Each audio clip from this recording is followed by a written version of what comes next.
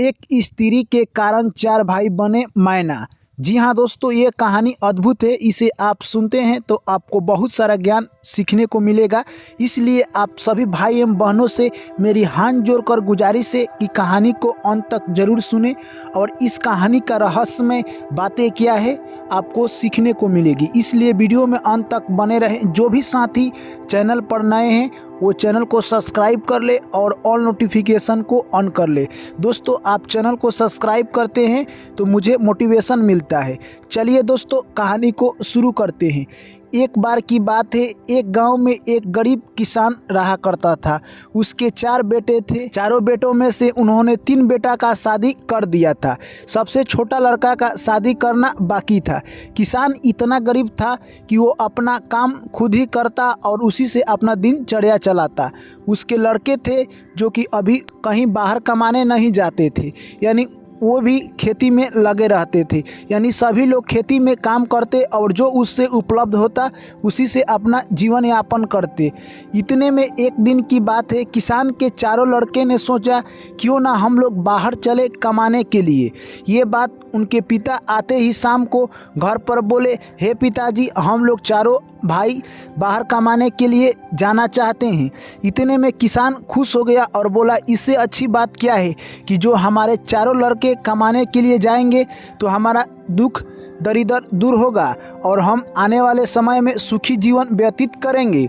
इतने में किसान कहने लगा कि देखो बच्चों, जब भी तुम बाहर कमाने के लिए जाना, वहाँ अच्छी से रहना और अच्छा से खान पान करना और सभी से सुलभ और दुर्लभ व्यवहार करना। और तुम सभी दिशाओं में कमाने के लिए ज़रूर जाना, पर दक्षिण दिशाओं में कभी भी कमाने के लिए मत जाना। यह बात सुनकर उनका छोटा लड़का मन में ही सोचने लगा कि आखिर दक्षिण दिशा में क्या बात है कि जो कि पिताजी मना कर रहे हैं।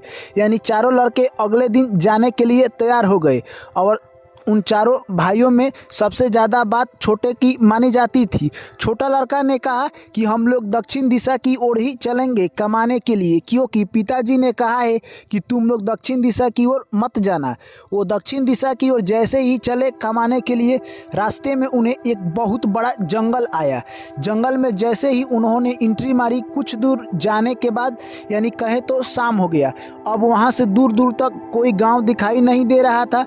उन चारों भाइयों ने सोचा कि आज रात जंगल में ही बितानी पड़ेगी।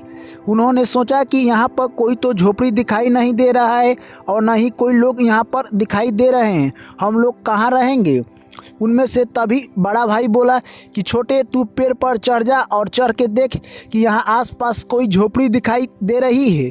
इतने में छोटा भाई पेड़ पर चढ़ गया। उसके बाद उसे एक झोपड़ी दिखाई दी और बोलने लगा कि हे भैया, यहीं से कुछ ही दूरी पर एक झोपड़ी दिखाई दे रहा है। और वो पेड़ पर से उतर गया और चारों भाई झोपड़ी की तरह चल दिए। कुछ देर में वो झोपड़ी तक पहुँचे और जैसे ही झोपड़ी में पहुँचे तो देखे कि एक खूबसूरत लड़की उसी झोपड़ी में बैठी हुई है। जैसे ही उस खूबसूरत लड़की को चारों भाइयों ने देखा तो इनका मन पिघल गया। सबसे ज़्यादा छोटे भाई का मन पिघल गया, क्योंकि अभी तक वो कुंवारा था और तीनों भाई का शादी हो चुका था। चारों भाइयों ने कहा कि हे कन्या, हम लोग जंगल में भूले भटके हैं, क्या आज हमें आपकी झोपड़ी में शरण मिल सकती है? वो लड़की बोली कि तुम लोग इस झोपड़ी में नहीं रह सकते हो, क्योंकि मेरे पिताजी एक बनमानुस है।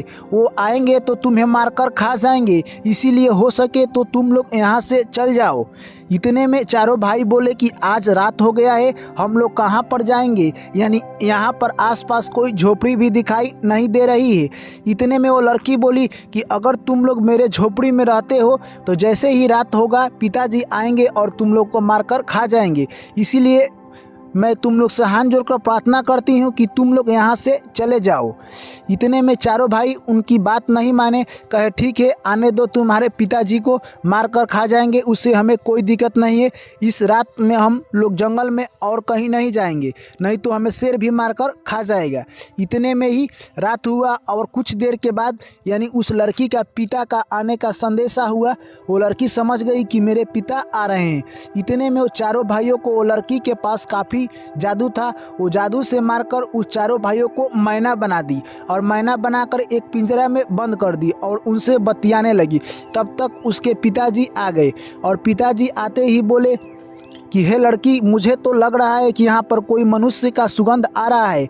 इतने में वो लड़की बोली कि हे पिताजी, यहाँ पर कोई मनुष्य नहीं है, मेरे सिवा कोई मनुष्य नहीं है। ये 4 महीने हैं, इन्हीं से मैं बात कर कर अपना दिन गुजार रही हूँ। इतने में उसके पिता बोले ठीक है, खाना लगाओ और खाकर सो जाओ तुम। और वो लोग खाकर सो गए। अगले दिन जैसे ही सुबह हुआ फिर बनमानुष जंगल में चला गया। फिर लड़की ने मैना को जादू मारकर फिर से आदमी बना दिया और फिर कहने लगी कि तुम आज चले जाओ, नहीं तो आज खैर नहीं है। वो चारों भाई बोलने लगे कि हम लोग तो चले जाएंगे, पर तुम इस जंगल में अकेली रहोगी। उसमें से छोटा भाई था जिसका शादी नहीं हुआ था, वो बोलने लगा कि मैं अब इसी लड़की से शादी करूंगा तभी जाऊंगा। इतने में तीनों भाई कहे कि तुम इससे शादी करोगे, इनका पिता बनमानुष है, वो तुम्हें मारकर खा जाएंगे। इतने में वो तीनों भाई वहाँ से चल दिए और उसका छोटा भाई नहीं गया, वो लड़की के पास ही रह गया। यानी कहने लगा कि मैं तुमसे शादी करूँगा, नहीं तो मैं घर नहीं जाऊँगा। इतने में लड़की उसे काफ़ी समझाने लगी कि मेरे पिता बनमानुष है, तुम्हें मारकर खा जाएंगे, तुम्हें अपनी जान की परवाह नहीं है। वो लड़का बोलता है कि मुझे जान की परवाह नहीं है, मैं तुम्हें अपने घर लेकर जाऊँगा, वरना मैं इधर ही अपना जान गंवा दूंगा। फिर जैसे ही शाम हुआ उसका पिता के आने का संदेश हुआ। इतने में वो लड़की फिर उस लड़का को मैना बना दी और पिंजरा में रखकर बात करने लगी। इतने में उसका पिता आया और बोला कि आज भी लग रहा है कि इधर कोई मनुष्य का मुझे सुगंध आ रहा है। इतने में लड़की बोली कि आप मुझे ही मारकर खा जाइए, इधर कोई मनुष्य नहीं है।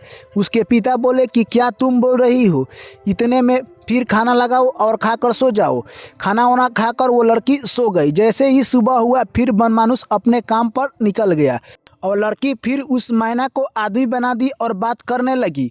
अब वो लड़का कहने लगा कि अब मैं तुम्हारे पास से कतई नहीं जाऊंगा। इतने में वो लड़की कही कि तुम मुझसे शादी मत करो, मैं तुम्हें एक तलवार देती हूँ, इससे तुम जो चाहोगे वो तुम्हें मिल जाएगा। इससे तुम किसी की जान भी ले सकते हो और जो तुम्हें मांगोगे ये तलवार लाकर तुम्हें देगा।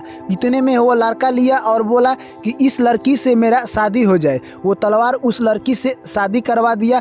उसके बाद वो बोला कि अब हम लोग घर चलेंगे। उतने देर में ही दोनों की बात करते करते शाम हो गई और उसके पिता आ गए।